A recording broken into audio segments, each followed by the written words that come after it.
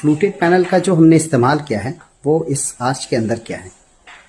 तो खूबसूरती कितनी है इसकी आप देखिए। और बेड के पीछे भी हम लोग इसका यूज़ कर रहे हैं। ये फ्लूटेड पैनल 12 इंच वाला, कॉस्ट बहुत ही कम आता है इसका, क्योंकि ये 12 इंच कवर कर लेता है।